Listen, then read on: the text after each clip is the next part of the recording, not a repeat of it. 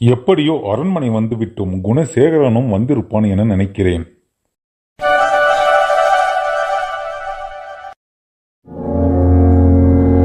மலர்விழி குணசேகரனின் தங்கை அரண்மனை அந்தப்புறத்தில் சோகமாக உட்கார்ந்து கொண்டிருந்தாள். மணிவண்ணன் வருவதை பார்த்து, அத்தான், அண்ணா எங்கே? அது குணசேகரன் எனக்கு முன் வந்திருப்பான் என்றுதானே நான் வந்தேன். எப்படியோ தாங்கள் மட்டும் தப்பித்துக் கொண்டீர்கள். பாவம் அப்பாவி என் அண்ணன் தான். என்ன ஆனாரோ? ஒருவேளை கள்வர்களிடம் அகப்பட்டிருப்பாரோ? வீரமும் விவேகமும் சேர்ந்து விளையாடும் என் மலர்விழியா இப்படி சிறு பிள்ளை மாதிரி பேசுவது, பிதற்றுவது? என்னால் இதை நம்பவே முடியவில்லையே. களம் காட்டாத வீரத்தை எல்லாம் உன் கண் காட்ட கண்ட நான் உளம்பாட்ட ஆளாகிவிட்டேன். கள்வர்களை கட்டி இழுத்து வரத்தான் நாங்கள் இருவரும் விரைந்தோம். ஆனால் காலம் என்னை சரி செய்து பிரித்து விட்டது. என்னை உன் முன் குற்றவாளியாக நிறுத்திவிட்டது. ஒரே நேரத்தில் ஒரே இடத்தை நோக்கிதான் இருவரும் விரைந்தோம். ஆனால் என் ஒருவனை மட்டும்தான் கள்வர்களின் அம்பு தாக்கியது. அம்பு தாக்கிவிட்டது என்றால் அவன் தடைப்பட்டு விடுவான் என்று எண்ணினேன். வில்லம்பு விஷம் போல உடலிலேற தன்னந்தனியாக துடித்து துவண்ட என்னை கோழை என்று நீ கூறாமல் கூறுகிறாய். அப்படித்தானே? ஏன் மௌனமாகிவிட்டாய்?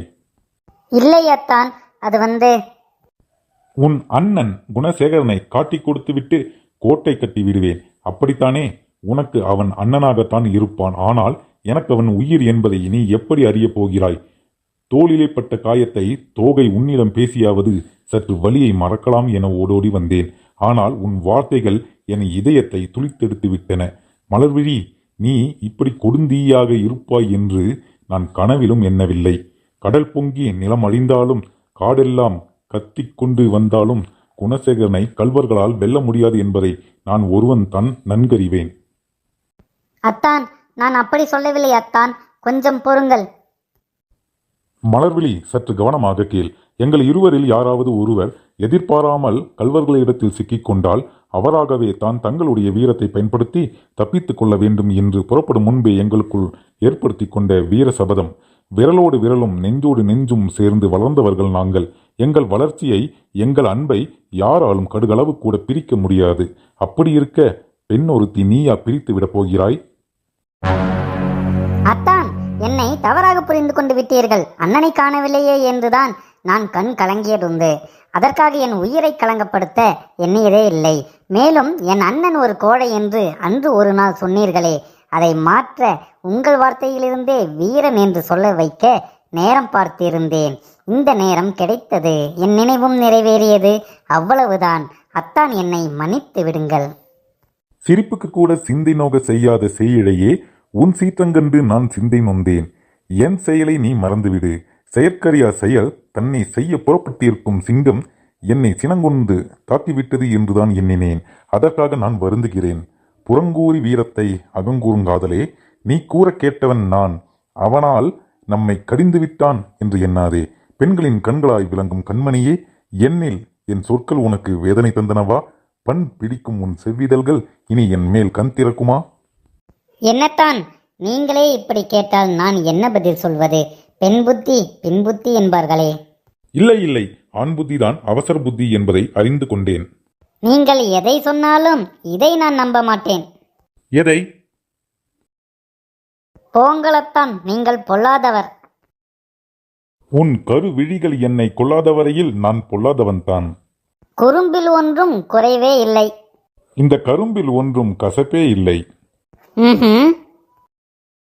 என் இதயத்திலே மழை விழுந்தாலும் என் நினைவிலே நீ இருந்தால் அந்த மழை கூட சிறு துரும்பாகும். கண்ணிரண்டும் எனக்கு தந்து மலர்விழி உன்னையும் என் எதிரே பேசவிட்டு ஏந்தான் இறைவன் என்னை வாட்டாமல் வாட்டுகிறானோ தெரியவில்லை. போதும் போதும் உங்கள் கவிதைகள். அத்தான், நீங்களோ மன்னர் மகன், நாட்டின் நாயகன். ஆமாம், நீயோ அவன் மனம் நிறைந்திருக்கும் மாதரசி, அந்த நாட்டின் நாயகனை ஆட்டிப்படைக்கும் அழகரசி. மலர்விழி, என்னை பிரித்து பேசி பிளவுபடுத்தாதே. எனக்கு ஜீவன் இருக்க வேண்டும் என்றால் என் சிந்தையில் நீ இருக்க வேண்டும். எனக்கு ஆசை இருக்கிறது என்றால் அதன் மத்தியில் இந்த தேவி இருக்கிறாள் என்பதுதான் பொருள். இந்த நம்பிக்கையில் தான் இன்னும் நான் வாழ்ந்து கொண்டிருக்கிறேன். இல்லை இல்லை, என்னை வாழ வைத்துக் கொண்டிருக்கிறாய். அத்தான், நான் நம்புகிறேன். நம்பிக்கொண்டே நாட்களை கடத்தி கொண்டிருக்கிறேன். மலர்விழி, நான் நாளை வருகிறேன். குணசேகரன் வந்தால் அரண்மனைக்கு வர சொல். நடந்தவற்றை என் தந்தையிடம் சொல்ல வேண்டும். சரிங்க அத்தான். மலர்விழி, நான் போய் வருகிறேன்.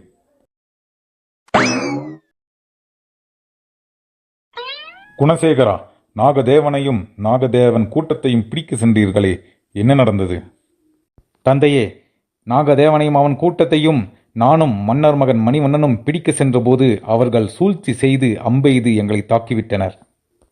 குணசேகரா, வாழ்வீச்சிலே சமக்களத்து தீரன், புறம்பாடி புகழ் சூட்டும் போர்க்களத்து வீரன், வீராங்கனை பெற்றெடுத்த மாவீரன், களத்தினிலே காளையர்களின் தலைதன்னை சாய்ந்து வெற்றி கொடி நாட்டும் வீரத் திருமகன் என்றெல்லாம் புகழ் மாலை சூடிய நீங்கள் களவுகாட்டிலே வாழும் கயவர்களின் கூட்டத்தை கைதியாக்கி வர வேண்டியவர்கள் வெறுங்கையுடன் வந்திருக்கிறீர்கள். தந்தையே, அவர்கள் மறைந்திருந்து எங்களை தாக்கிவிட்டனர்.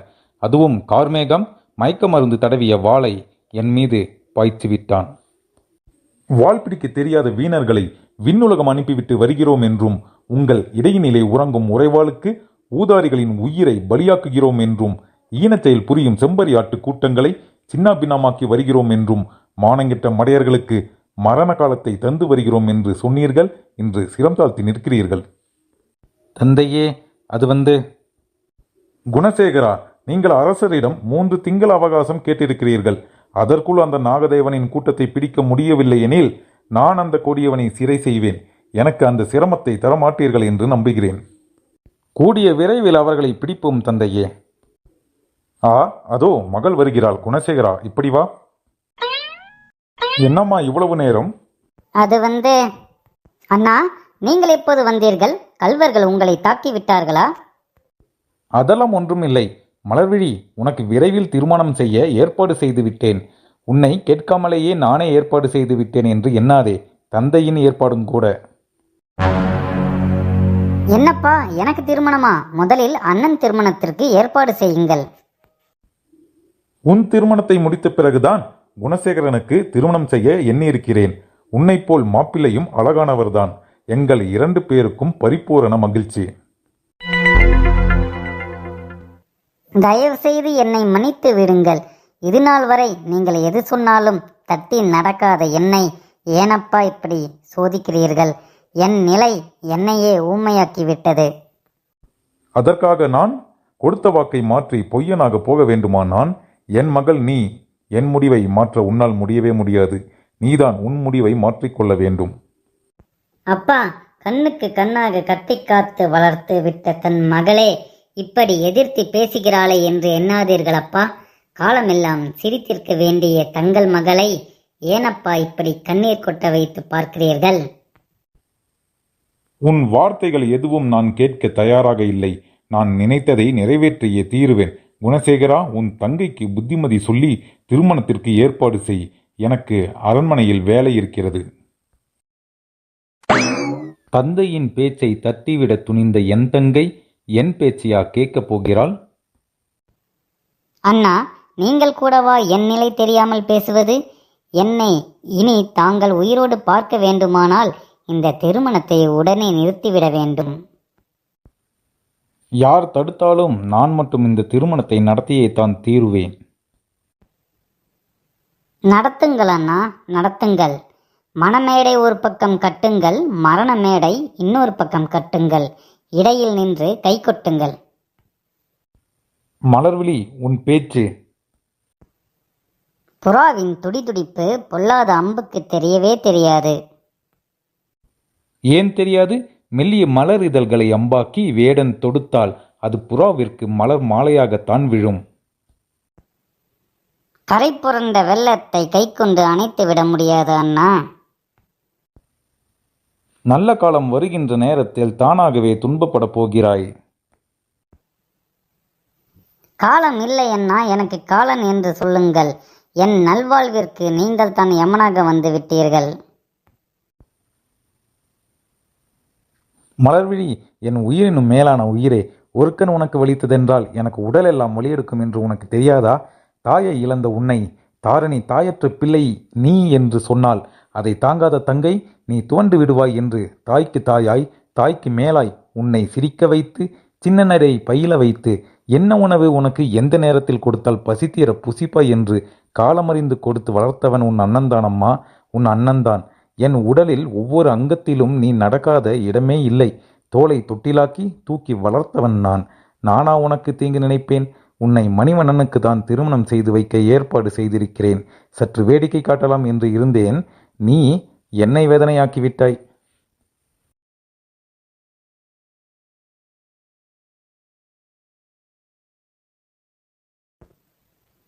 அண்ணா, ஆத்திரத்தில் ஏதேதோ உளறிவிட்டேன். என்னை மன்னித்து விடுங்கள். தாய்முகம் கண்டறியா சேயான என்னை தாயாக வளர்த்தெடுத்த நீங்கள் தனியாது துயரத்தில் நனைத்தெடுத்து விட்டீர்கள் என்பதால் தான் என்னையும் அறியாமல் இதயத்தின் வேதனை தாங்காமல் பேசிவிட்டேன். என் பிழை நீக்கி மன்னித்து விடுங்கள். கடவுளை கண்டதில்லை, உங்களைத்தான் கண்டிருக்கிறேன். என் வாழ்வை உங்கள் கையில் ஒப்படைக்கிறேன். மலர்விழி, கவலையை மறந்து கண்ணீரை துடைத்து விடு.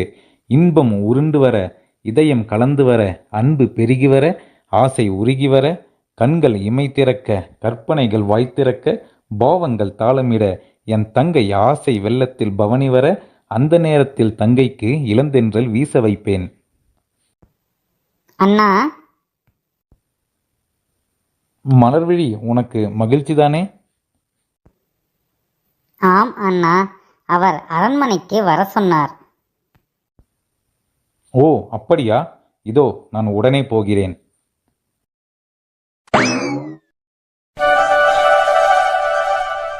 அரசே, இவர்தான் புலவர் கவியரசு பாண்டிய நாட்டிலிருந்து வந்திருக்கிறார். வணக்கம் மன்னா. அண்ணலே, தங்கள் வருகை பெற நான் என்ன தவம் செய்தேன்? நீண்ட காலமாக தங்களை காண துடித்துவிட்ட என் கண்கள் புண்ணியம் பெற்றன, புதுவாழ்வு கண்டன. தங்கள் வருகையால் செம்பகவள நாட்டின் வரலாறு வற்றாத பாலாறாகிவிட்டது. என் காலம் பொற்காலமாகிவிட்டது.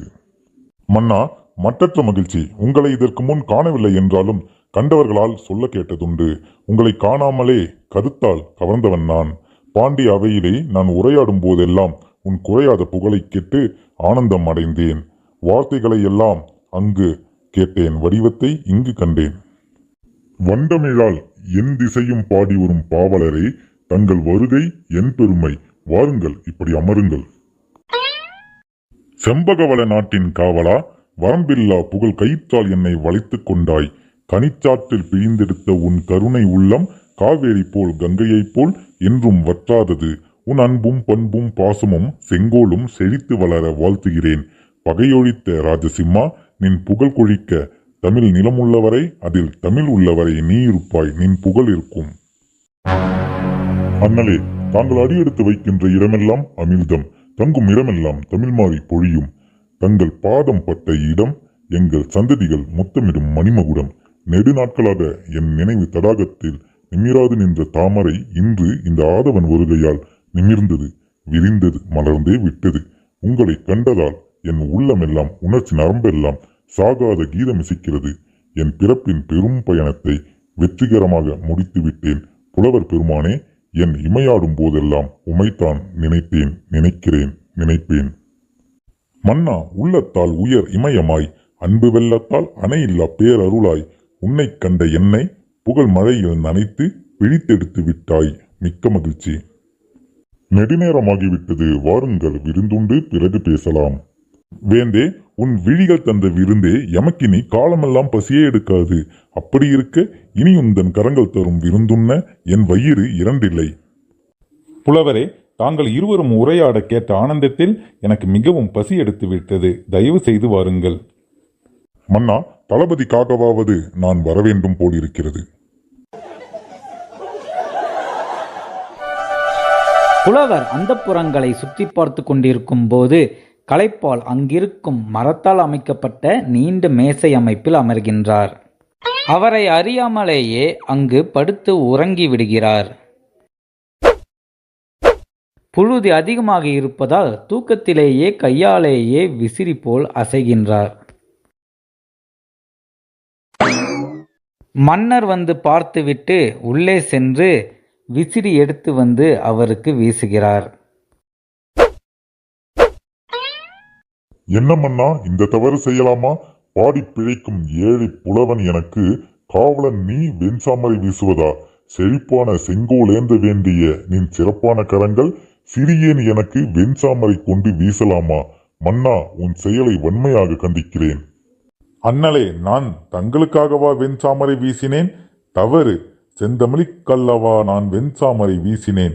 என் தாய்மொழியாம் ஏற்றமிகு இலக்கியங்கள் ஈந்த எழில் தமிழுக்கல்லவா நான் வெண்சாமரை வீசினேன். நினைவில் தேனும் நெஞ்சில் வானும் தோன்ற வைக்கும் ஆன்ற அன்னை தமிழுக்கல்லவா நான் வெண்சாமரை வீசினேன். புலவருக்கா வீசினேன்? இல்லை, இல்லை. சான்றோனே, வற்றாத பார்க்கடல் போன்ற வளமான உள்ளங்கொண்டவனே, பெற்றெடுத்த தாய் பேசுவதை நீ பேச கேட்ட நான் பாக்கியசாலிதான். நடை தந்து நல்லுடல் தந்து உடை தந்து உள்ளம் தந்து இத்தனை பெரியவனாக்கி எந்த காலத்தாலும் இடர் செய்ய முடியாத கன்னி தமிழன் சுடர் நீ. உன்மேல் தமிழை காத்து விட்டால் காலமெல்லாம் நற்பெருமை சொல்லும் மன்னா.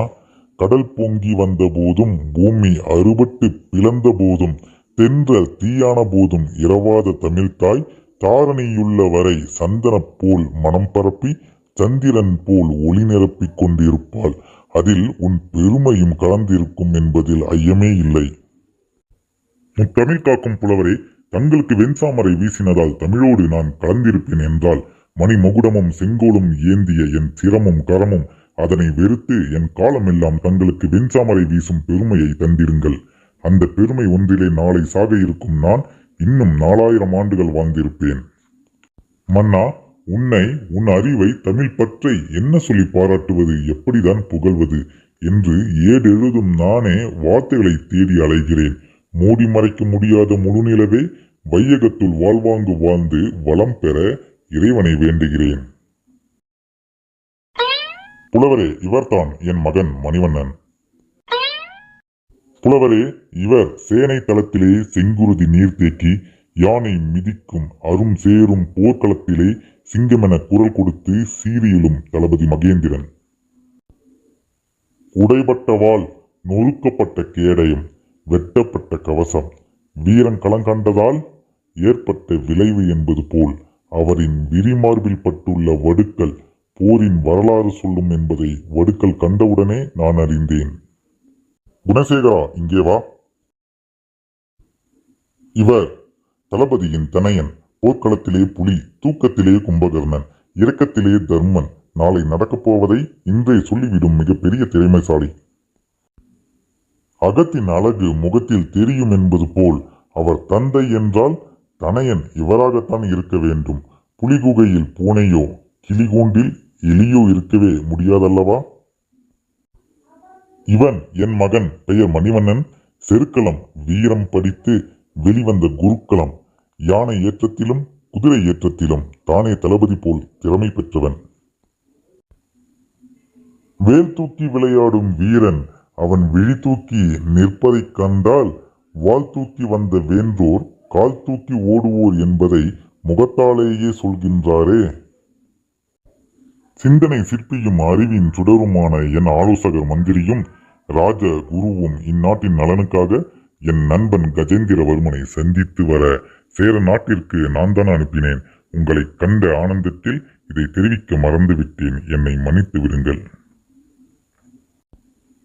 மன்னா, நீர் ஆட்சி செய்யும் இந்நாட்டில் இப்படிப்பட்ட திறமை உள்ளவர்கள் வளர்ந்து வர இறைவன் அருள்வாராக.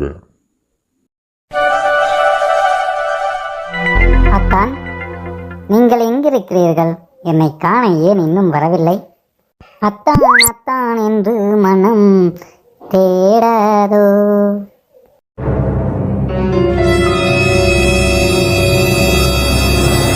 கல்யாணி, உங்களை நினைத்து கொண்டே இருந்தேன், வந்துவிட்டீர்கள்.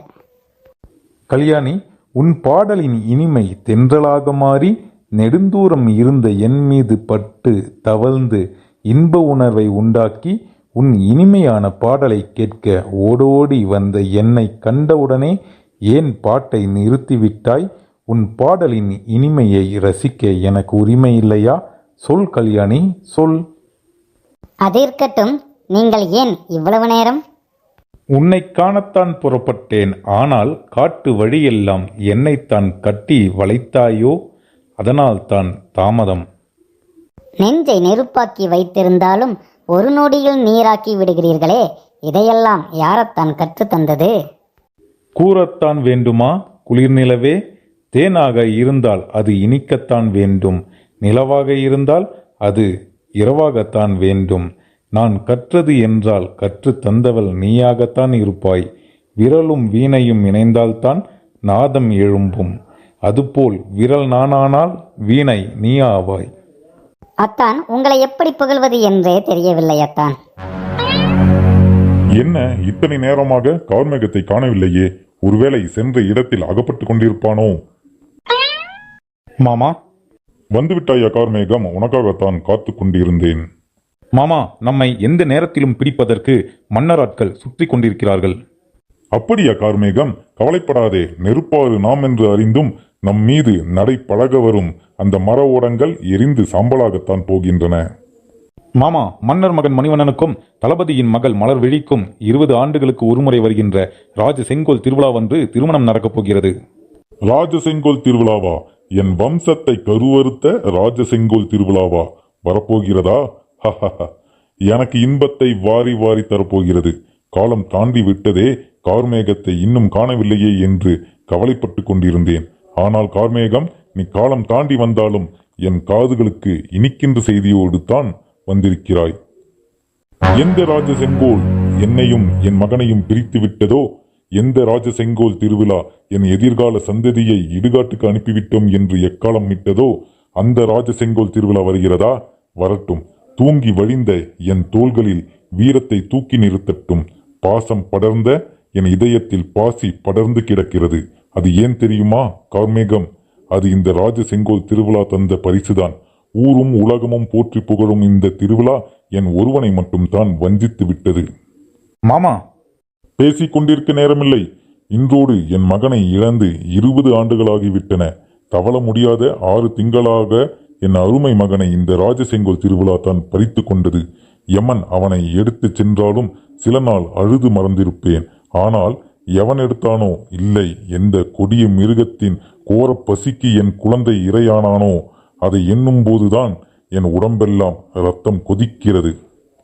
என் அருமை செல்வன் இந்நேரம் இருந்திருந்தால் என் 2 வலுவான தோள்களிலும் பொலிவான 2 பேர குழந்தைகளை தூக்கி கொண்டிருப்பேன். அந்த பாக்கியத்தை எனக்கு கொடுக்காமல் காலமெல்லாம் கண்ணீர் கடலில் முடவனாக்கி தள்ளிவிட்டான் ராஜசிம்மன். நான் எப்படி என் உயிரினும் மேலான குழந்தையை இழந்து தவியாய் தவிக்கிறேனோ, அதே போல் அவனும் அவன் மகனை இல்லை மணமகனை இழந்து சாகாமல் சாக வேண்டும். அதை பார்த்து நான் காலமெல்லாம் கைகொட்டி சிரிக்க வேண்டும். அன்று வந்த ராஜசெங்கோல் என் வம்சத்தின் வாரிசை நாசமாக்கியது போல் நாளை வரும் அந்த ராஜசெங்கோல் மன்னர் வம்சத்தையே மயான பூமியாகட்டும், சர்வநாச சாம்பல் மேடாகட்டும்.